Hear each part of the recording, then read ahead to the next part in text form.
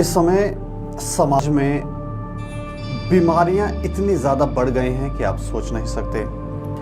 और समस्याओं के साथ साथ बीमारियां जब बढ़ने लगें तो उसका उपचार किस तरह से किया जाए, लोग जो हैं वो असमंजस में पड़ जाते हैं और उन्हें लगता है कि ये बीमारियां शायद उनके पूर्व जन्मों के कर्म हैं, जिसका फल बीमारियों के जरिए उनको मिल रहा है। अस्पताल बढ़ते जा रहे हैं लेकिन बीमारियां कम नहीं हो रही। अस्पताल बढ़ने से होना तो यूं चाहिए था कि बीमारियां जो हैं वो कम होती और समाप्त हो जाती, लेकिन बीमारियां भी बढ़ रही हैं, अस्पताल भी बढ़ रहे हैं। और किसी भी आप अस्पताल में जाएंगे तो लाइन ही लाइन, लोग लाइन्स में लगे हुए हैं, लोग बीमार हैं। किसी के घर में जाएंगे तो आपको पता चलेगा वहाँ पर भी लोग बीमार हैं। तो ज़्यादातर हम यूँ कह सकते हैं कि इस समय समाज में ज़्यादातर लोग जो हैं वो बीमार हैं। इस गंभीर विषय के ऊपर हम चर्चा करेंगे। चर्चा करने के लिए हमारे साथ गौरव विग हैं, जो लाइफ कोच हैं, मेडिटेशन एक्सपर्ट हैं, रेकी ग्रैंड मास्टर हैं। गौरव जी, आपका बहुत बहुत स्वागत। बहुत बहुत आभार। पुनः एक बार स्वागत। दीपक जी, अच्छा, ये काफ़ी गंभीर विषय है। लोग इतने ज़्यादा बीमार हैं कि अस्पताल भी बढ़े लेकिन बीमारियां कम नहीं हुई। तो ये बीमारियां हमें लग क्यों रही हैं? इसका कोई आध्यात्मिक कारण है, कोई कर्म से जुड़ा हुआ कारण है, क्या है? हम इसके सभी कारणों को समझने का प्रयास करते हैं दीपक जी। अक्सर मैं लोगों से सुनता हूँ कि फलानी बीमारी आ गई, अब ये तो ठीक नहीं होगी जी, ये तो अब मेरे प्राण लेकर के ही जाएगी। तो इस तरह की स्टेटमेंट मैं तकरीबन रोज सुनता हूँ, क्योंकि बीमारी हमें लग नहीं गई, बल्कि हमने मेहनत करके उस बीमारी को अपने अंदर जमा किया, पैदा किया, बनाया और बढ़ाया है। क्योंकि हमने सालों तक एक विशेष प्रकार के तनाव को अंदर जमा किया। उस प्रकार के तनाव ने एक प्रकार की बीमारी को, एक किस्म की बीमारी को जन्म दे दिया। वो बीमारी शारीरिक है, वो मानसिक है, वो भावनात्मक है, वो कुछ भी हमारे जीवन में अभाव है, कमी है, तो बीमारी को जन्म हमने दिया है जी। अब इसके लिए लोग कहते हैं कि भाई हम तो ठीक होना चाहते हैं, हम इसीलिए तो डॉक्टर के पास जाते हैं, इसीलिए तो अस्पताल में भर्ती होते हैं, इसीलिए तो ऑपरेशन करवाते हैं। पर मैं यहाँ पर भी यही कहूँगा कि अस्पताल में जाने से, ऑपरेशन करवाने से अब कैसे ठीक हो सकता है? वो केवल और केवल सतह पर जो दिख रहा था उसको निकाल दिया और फिर से वो वापस किसी और बीमारी के रूप में आ जाएगा। एक बीमारी ठीक होती है, दूसरी थोड़ी देर के बाद आ जाती है जी। या वही रीअकरेंस हो जाता है उसी डिजीज का। एक ठीक किया, किसी और अंग में बन गई। तो बीमारी खत्म होने का नाम नहीं ले रही है। उसका कारण है कि हमने अपना फोकस अस्पताल में जाकर के भी कहाँ रखा? बीमारी के ऊपर जी। मान लीजिए एक व्यक्ति कहता है कि हे भगवान, मुझे काला हाथी नहीं दिखाई देना चाहिए, बस ये मेरी प्रार्थना है, हे प्रभु मुझे काला हाथी मत दिखाई दे, काला हाथी नहीं दिखाई देना चाहिए। वो बार बार बोलेगा। आप खुद सोचिए कि उसके सामने अब कौन खड़ा है? वही काला हाथी जी, क्योंकि उसका फोकस ही उस काले हाथी पर है। प्रार्थना तो कर रहे हैं कि बीमारी नहीं होनी चाहिए, पर बार बार उसी बीमारी की बात कर रहे हैं। वही बीमारी हमारे जहन में, हमारे मन में, दिमाग में है, तो इसलिए हमारे सामने वही बीमारी बड़ी होकर के खड़ी होती है। देखिए, अंधेरा कुछ भी नहीं होता है, सिर्फ एक जलती हुई मोमबत्ती की कमी है। डिजीज, यदि हम इस शब्द को दो भागों में बांटे, डिस ईज, यानी जो कंफर्ट पहले था, जो ईज पहले थी शरीर में, अब वो नहीं रही जी। उस कंफर्ट की कमी, अंधेरे की कमी, यानी एक जलती हुई मोमबत्ती ले जाइए, एक दीपक ले जाइए, एक स्विच ऑन कर दीजिए। तो अगर कोई कंफर्ट नहीं रहा, उसकी कमी है, हेल्थ की कमी है, स्वास्थ्य की कमी है, तो कहीं बस इतना सा काम करना है, छोटा सा बदलाव हमें स्वस्थ बना सकता है जी। बीमारी को बनाया और बढ़ाया हमने ही है। एक किताब है जो मैंने पढ़ी, जो बहुत से लोग पढ़ते, बहुत कमाल की किताब है और मैं बोलता हूँ, रेकमेंड भी करता हूँ जी। Anatomy of illness. ये नॉर्मन कजन ने नामक एक व्यक्ति ने किताब लिखी। जब डॉक्टर्स ने, वो तकरीबन 48-49 साल का रहा, जब डॉक्टर्स ने उसको बोल दिया कि अब तुम्हारी उम्र ज़्यादा नहीं रही, अब तुम्हें इतनी दर्द होगी, क्योंकि तुम्हें एक ऐसी बीमारी हो चुकी कि जो इम्यूनिटी हमारे शरीर में, हमारे शरीर के अंदर बीमारियों से लड़ती है, वही इम्यूनिटी अब तुम्हारे शरीर को खा रही है। तो बीमारियों से लड़ने की बजाय वो तुम्हें पीड़ा दे रही हैं, तो ये बीमारी से अब तुम निकल नहीं पाओगे। You will be bed ridden, और तुम बहुत ज़्यादा देर जी नहीं पाओगे। और जब उसको बीमारी की शुरुआत हुई तो पहले ही दिन उसको 36 पेन किलर दी गई। 36? जी हाँ, जी हाँ। पर उस व्यक्ति ने सोचा कि नहीं, मैं बेड रिडन भी नहीं होऊंगा और मैं ये पेन किलर भी नहीं खाऊंगा। और उस व्यक्ति ने उस अवस्था में अपने अंदर कौन सा बीज बोया? मुस्कुराने का, हंसने का। और वो जोर जोर से हंसने लगा, रोज अपनी बीमारी पर भी हंसने लगा। जब उसने दिल से मुस्कुराना और पेट दुखाने वाला हंसना शुरू किया, लाफ्टर, तो उसके शरीर में जो 60 ट्रिलियन सेल्स थे, जो मसल्स थे, उन सबको हमारे अंदर जो केमिकल्स हैं, क्योंकि केमिकल हमारे शरीर के अंदर ही हैं, जो ग्लैंड हैं वो रसायन पैदा करते हैं जिन्हें न्यूरोट्रांसमीटर्स भी कहते हैं। इसको इस तरह से समझते हैं, मान लो एक तालाब के अंदर बहुत सारे हीरे मोती पड़े हैं जी, पर उसके ऊपर काई की परत जम गई। अब ऊपर से देखने पर तो हमें काई दिख रही, पर जब वो काई की परत हट जाएगी तो हम उन खजाने, उन हीरे मोतियों को, उन जेम्स को हासिल कर सकते हैं, उनका आनंद ले सकते हैं।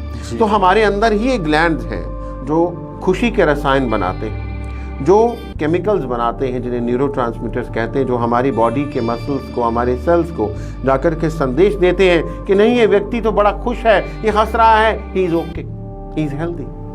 वेयरएज एक व्यक्ति को सिर्फ इतना सा बता दिया जाए कि भाई तुम्हें बीमारी होने का खतरा है, तो वो रोना शुरू कर देता है, वो परेशान हो जाता है, वो हमेशा बीमारी के बारे में सोचता है। ना केवल उसको खतरा, यदि उसने किसी को बीमार देख भी लिया तब भी वो व्यक्ति डरा हुआ है। एक रिसर्च के मुताबिक कैंसर से इतने लोग नहीं मरते जितने कैंसर के डर से मरते हैं। जी, कैंसर से होने वाली मृत्यु कम है और कैंसर के डर से होने वाली मृत्यु ज़्यादा है। लोगों के अंदर डर है, तो जब डर होगा तो वही डर आपके बॉडी के सेल्स में, वही मैसेज आपके मसल्स में जाएगा और शरीर उसके ऊपर काम करेगा। मान लीजिए हमारे पास खाना है, खाना बिल्कुल रेडी है, पर हमारे घर में चोर या लुटेरे घुस जाते हैं और डाकू आ जाते हैं और वो डाका डालते, तो उस समय हम खाना नहीं खा सकते, पड़ा हुआ पर मन ही नहीं हो रहा खाने का। इसी तरह से मान लीजिए हमारे शरीर में डायबिटीज 2 की सिम्टम्स हैं, शुगर है जिसको हमारा शरीर कंज्यूम नहीं कर पा रहा है, क्योंकि हमारे दिमाग में ये तनाव रूपी, नेगेटिव थॉट्स रूपी डाकू आ गए। अब हमारे मसल्स को यहाँ से यही मैसेज जा रहा है कि I am not okay, something is not okay, some चोर आ गए हैं, कोई घुसपैठिया आ गया है, बिकॉज बॉडी का सिस्टम खुश रहने का, तो तनाव नहीं है। वो शेर चीते जो हमने यहाँ डाल दिए, तनाव रूपी नेगेटिव थॉट्स, वो हमारी बॉडी जो है उनको समझ नहीं पा रही। उनको अब बॉडी खाना थोड़ी खाएगी, शुगर पड़ी है इसलिए शुगर लेवल ऊपर चला जाएगा, ब्लड प्रेशर बढ़ जाएगा, प्रॉब्लम बढ़ जाएगी, हार्ट डिजीज हो जाएगी। इस तरह से बीमारियां बन रही हैं, तो इनको पाला भी हमने, बनाया भी हमने है। तो इसलिए यहाँ पर सिस्टम को बदलने की ज़रूरत है। लोग कहते हैं कि ये बीमारी हमारे पिछले जन्म का कोई कर्म है, पिछले जन्म से जुड़ी हुई है, इसके बारे में क्या क्या कहना चाहिए? मैं दीपक जी ये कहूँगा कि हर बीमारी पिछले जन्म के कर्म की नहीं होती है। हर बीमारी पिछले जन्म के कर्म की नहीं है और हर कर्म बीमारी के रूप में नहीं आता है। पर हाँ, कुछ बीमारियाँ पिछले जन्म के कर्मों की हैं, होती हैं, बिल्कुल होती हैं। पर ये कह करके हम अपने इस जन्म के कर्मों का छुटकारा नहीं पा सकते उससे कि सब पिछले जन्मों का, इस जन्म में तो मैंने कुछ किया ही नहीं। जी, इस जन्म में कर्म, लॉ ऑफ कर्मा जो है, कर्म का प्रतिफल, वो 10 गुना ज़्यादा स्पीड से काम कर रहा है। मतलब हम बेशक किसी को मारे पीटे नहीं, पर इस समय क्योंकि कर्म का प्रतिफल 10 गुना ज़्यादा स्पीड से फल दे रहा है, लॉ ऑफ कर्मा 10 गुना ज़्यादा गति से मैनिफेस्ट हो रहा है, दैट मीन्स कि इस समय हम एक इमोशन भी यदि नेगेटिव लेते हैं अपने बारे में, बच्चों के बारे में या औरों के बारे में, तो वो हमें तकलीफ देगा ही। तो ऐसे कर्मों से भी हम कैसे अपने आप को क्लीन चिट दे सकते हैं कि मैं बिल्कुल ठीक हूँ। सो हम ठीक है, कुछ पिछले जन्मों के कर्मों का हो सकता है, कुछ आत्मा ने, आत्मलोक ने स्वयं चुने हो सकते हैं कि ये मैं लेसन लूँगी या लूँगा जा करके, पर बहुत से कर्म हम यहाँ करते हैं जिनको हम मैनिफेस्ट भी कर रहे हैं और हम उनकी वजह से सफ़र भी कर रहे हैं जी। इसलिए इसको समझना है। मतलब पिछले जन्मों से कनेक्टिविटी है और नए जैसे अभी समाज के अंदर काफ़ी सारे लोग जो हैं कुछ उल्टी सीधी हरकतें भी करते हैं, उसकी वजह से भी ये भी एक कर्म है जिससे बीमारी के रूप में ये बिल्कुल बिल्कुल। जो अगर हम किसी और के लिए एंगर रखते हैं, हम किसी और के लिए हेट्रेड रखते हैं, तो हमने किसी और के लिए नहीं रखा, वो हमारे शरीर में एक बीमारी पैदा कर देगा जी। अगर हम अपनी वर्थ को नहीं समझ रहे हैं, दूसरों को प्रति हेट्रेड रख रहे हैं, तो कैंसर हो जाएगा, कैंसर के रूप में बीमारी आ जाएगी। अगर हम कोई और भाव, कोई और इमोशन रखते हैं, नेगेटिव इमोशन रखते हैं, तो किसी और तरीके से हमारा शरीर प्रतिक्रिया कर देगा। कई बार हमने देखा कि लोग अपने स्वाद के लिए किसी को दुख देते हैं, कष्ट देते हैं, वो भी बीमारी के रूप में आ सकता है। बिल्कुल बिल्कुल बिल्कुल, जी जी जी जी दीपक जी। हम किसी को किसी भी प्रकार का कष्ट देते हैं, वो हमारे शरीर में वो ऊर्जा उसकी बन गई है, हमारे मस्तिष्क में। ये नहीं है कि किसी या मैं, उसमें वो भाव है। हमारे शरीर के अंदर 60 ट्रिलियन सेल्स में वो मैसेज जा चुका है, जा रहा है निरंतर। हम जो सोचते हैं, हमारा शरीर उसके ऊपर प्रतिक्रिया देता है। इसीलिए कहा जाता है कि हम क्रिएटर हैं अपने जीवन के, हम ही डिस्ट्रॉयर भी। बिल्कुल, हम ही डिस्ट्रॉयर भी। इसके अलावा हॉस्पिटल, हमने देखा कि कई सारे हॉस्पिटल जो हैं वो खुल गए हैं और हॉस्पिटल जितने ज़्यादा खुल रहे हैं उतनी ज़्यादा बीमारियां भी बढ़ रही हैं, कम नहीं हो रही। लोग लाइनों में लगे हुए हैं। ये क्या मतलब, बीमारियां खत्म होनी चाहिए थी या बढ़ रही हैं? इसका कोई कारण पता है? देखिए, अस्पताल बढ़ रहे हैं, पर अगर हम ये सोचें कि अस्पताल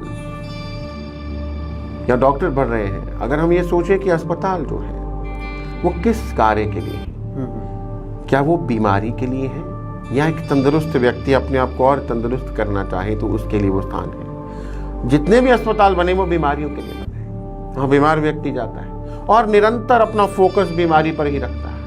मैं बीमार, बड़ा बीमार, बड़ा बीमार। और एक और आदत हो गई कि अगर किसी को डायग्नोज हो गई कोई बीमारी, तो उसको 10-20 लोगों को फ़ोन करके सिंपैथी भी गेन करनी है। अरे दोस्त यार, मैंने टेस्ट करवाया था, बड़ा बुरा हाल, मेरा तो बहुत रिपोर्ट ख़राब आ गई, मेरा तो ये सब बढ़ा हुआ है, ये सब बढ़ा हुआ है, बहुत ख़राब रिपोर्ट है, डॉक्टर ने तो बहुत बोला कि बस अब तुम्हारा तो अब कुछ नहीं हो सकता, दवाइयों के सहारे जीवन चलेगा।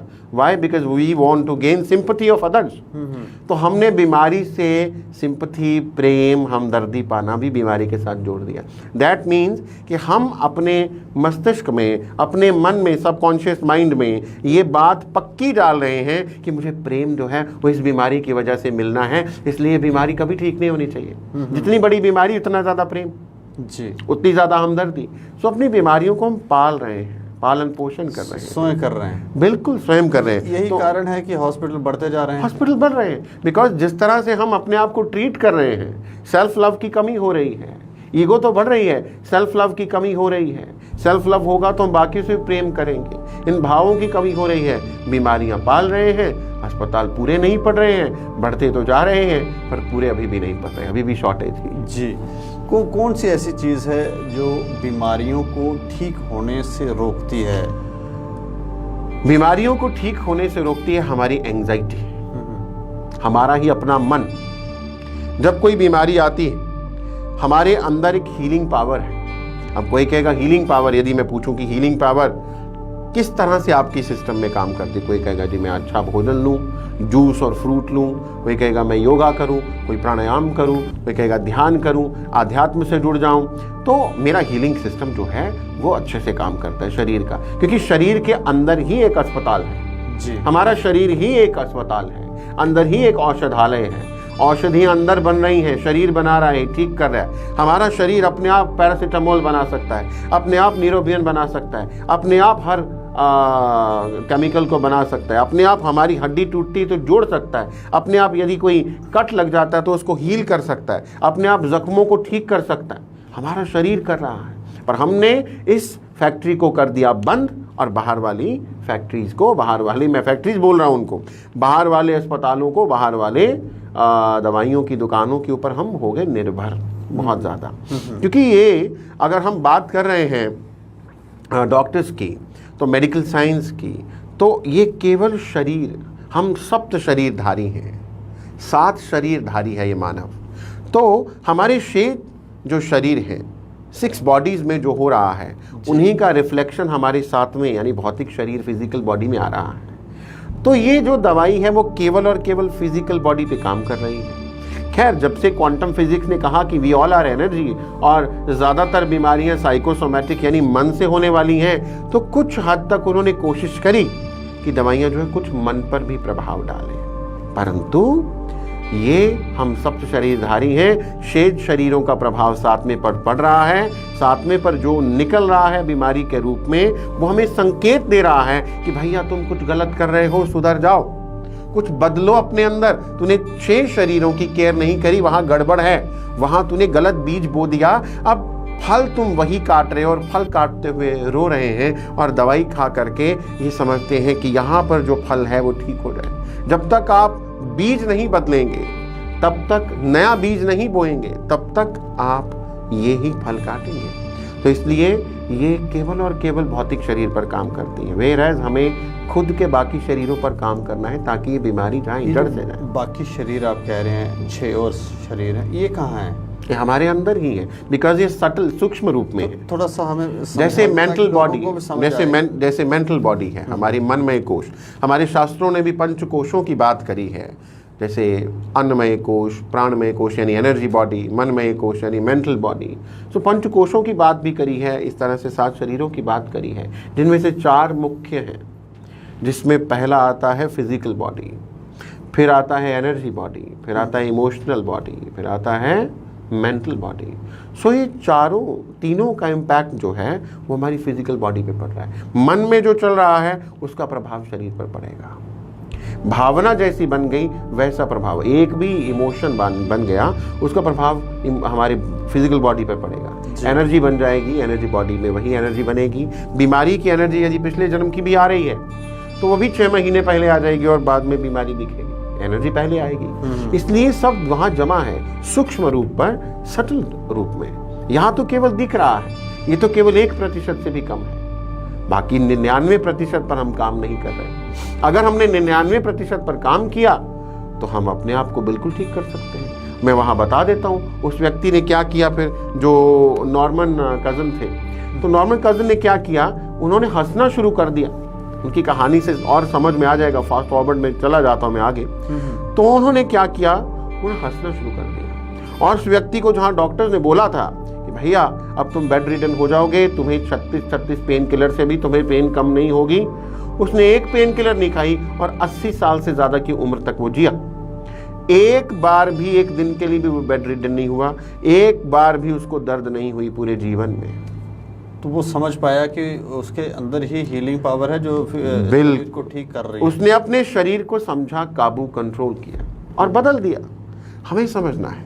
कहा जाता है कि हमारे अंदर ब्रह्मांड जो है वो हमारे अंदर ही है जी।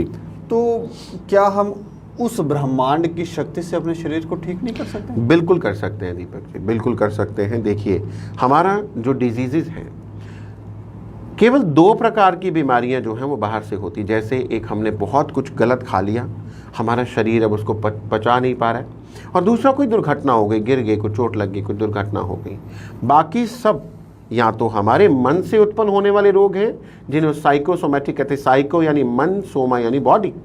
तो साइको यानी मन से बनने वाला शरीर, मन से बना रहा है निरंतर।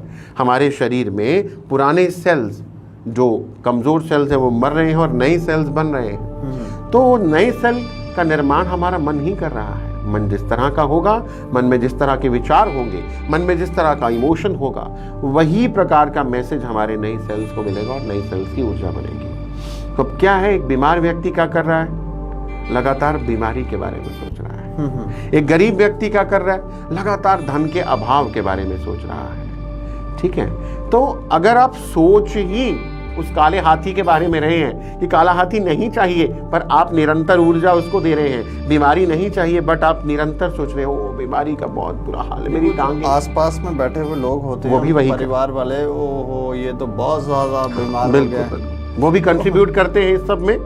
तो वो भी कंट्रीब्यूट करते हैं, क्योंकि एक सिस्टम हमने बना लिया कि भाई बीमार है तो उसको तो ये कहना है, नहीं तो बुरा मान जाएंगे। तो ये बेसिकली कंट्रीब्यूट कर रहे हैं, हम उनके मन के अंदर वो विचार जमा कर रहे हैं कि बड़ा बुरा हुआ, माइग्रेन तो अब ठीक नहीं हो सकती, डायबिटीज़ हो जाए तो कहाँ ठीक होती है जी, उसकी भी नहीं ठीक हुई, उसकी भी नहीं ठीक हुई, मेरे बुआ के बेटे की ठीक नहीं हुई, मेरे फ्रेंड की ठीक नहीं हुई, आपकी कैसे हो सकती, बड़ी बुरी बीमारी, ये लाइलाज बीमारी है जी। तो इस तरह की चीज़ें हम किसी के अंदर डाल देते हैं। जब अंदर डालते हैं तो शरीर कहता है, शरीर को नहीं समझ में आता कि आपकी क्या इमेजिनेशन है और क्या रियल है, तो शरीर उसके ऊपर प्रतिक्रिया देता है। इसलिए हम शरीर को दोष नहीं दे सकते। वो 99% ऊर्जा हमने बनाई, शरीर ने तो केवल ये हम यूँ कह सकते हैं कि एजुकेशन की कमी होने के कारण जी इसलिए ये सब हो रहा है, अज्ञानता। हाँ, वही अज्ञानता ही है दीपक जी। तो या तो साइकोसोमेटिक डिजीजेज हैं या ऑटो इम्यून डिजीजेज हैं, यही दो प्रकार के, मतलब अंदर से होने वाले, मन से उत्पन्न होने वाले रोग। अभी हमारा जो विचार है ये बहुत महत्वपूर्ण है। देखिए 3 चीज़ें हमारे बीमारियों के ऊपर, हमारे डिजीजेस के ऊपर गहरा इम्पैक्ट डालती हैं। पहला है ट्रॉमा, कोई ट्रेजेडी हो गई किसी के साथ। अब ट्रेजेडी आपके कंट्रोल में नहीं है, बट आप उस ट्रेजेडी के ऊपर रिएक्ट कैसे करते हो आपके कंट्रोल में है। How do you react. तो ट्रेजेडी हो गई, उसका इम्पैक्ट रहेगा। दूसरा आ गया टॉक्सिन्स, हमारे शरीर के ऊपर हम टॉक्सिन्स हैं। अब हम स्प्रे वाली चीज़ें खा रहे हैं, सब्जियां, दालें, फ्रूट, उनके ऊपर इतने इतने पेस्टिसाइड्स हैं, मिलावट है, केमिकली प्रोसेस्ड चीज़ें हम खा रहे हैं। तो कोशिश करें जितना उनको कम इस्तेमाल कर सके, जितना फास्ट फूड से, केमिकली प्रोसेस्ड फूड से दूर रह सके, जितना ज़्यादा आप उनको साफ करके खा सके वो कोशिश करें। पर सबसे बड़ा इम्पैक्ट ये तीसरे टी का है, और वो है थॉट्स, यानी विचार। विचार बनाए जिंदगी। अगर हमारे विचार लो फ्रीक्वेंसी के हैं तो बीमारी आएगी ही, बिकॉज शरीर उसके ऊपर प्रतिक्रिया देगा ही। अब थॉट जो है वो एक सिग्नल, एक करंट लेकर के जाते हैं। विचार एक करंट लेकर के जाते हैं, कहाँ, हमारे शरीर के 60 ट्रिलियन सेल्स के अंदर। वो जैसे नॉर्मल कज़न ने किया, वो हंस करके वो सिग्नल दूसरा भेजा और बीमारी ठीक हो गई। और यदि हम बीमारी का, चिंता का, ग्रीफ का, पीड़ा का, ईर्ष्या का, द्वेष का, एंगर का, हेट्रेड का, इस तरह के, या बीमारी के डर का, इनसिक्योरिटी का यदि हम सिग्नल भेजेंगे शरीर के सभी 60 ट्रिलियन सेल्स को, तो बीमारी कम नहीं होगी, बढ़ती जाएगी। तो इसलिए हमें इसके ऊपर काम करना है। वो हमारी 60 ट्रिलियन सेल्स में, वाइट ब्लड सेल्स में चले जाते हैं सिग्नल, इसलिए हमारा शरीर और बीमार होता है। इसके अलावा मैं अंत में आपसे जानना चाह रहा हूँ कि बीमारी के बारे में अंत में, ताकि सम अप कर दें, ताकि लोगों को समझ आए कि कैसे इससे इम्प्रूव किया जाए और कैसे इससे बचा जाए। जी जी जी। देखिए बीमारी के बारे में मैं थोड़ा इसको समअप कर देता हूँ, क्योंकि कार्मिक बीमारियां भी होती, ज़्यादातर बीमारियां, जैसे मान लीजिए गंभीर मानसिक रोग हैं, शिज़ोफ्रेनिया हो गया, मेंटली रिटार्डेड लोग जो होते हैं, या बिल्कुल पागल जैसे, मतलब मंद बुद्धि के तौर पे यदि कोई पैदा हो रहा है, तो वो ज़्यादातर पिछले जन्मों का प्रतिफल होता है, पिछले जन्म के कर्मों का प्रतिफल है वो। दूसरा आता है बीमारियां जो आत्मा आत्मलोक में खुद चुनती है। क्यों? कि उसने या तो अपने कर्म क्लीन करने हैं, या फिर उसने अपने लेसन सीखने हैं। वो लेसन्स कई प्रकार के हो सकते हैं। वो लेसन सेल्फ लव हो सकता है, वो लेसन कुछ और हो सकता है। तो अलग अलग तरह के सबक सीखने हैं, अनंत लेसन्स आत्मा यहाँ पर आकर के सीखती है। और तीसरा है हमारे इस जन्म के विचारों का, नेगेटिव पैटर्न्स का, हमारे नेगेटिव थॉट फॉर्म्स का प्रभाव। जैसे यहाँ पर मैं एक और महान व्यक्ति का नाम लेना चाहूँगा, लुई एस हे।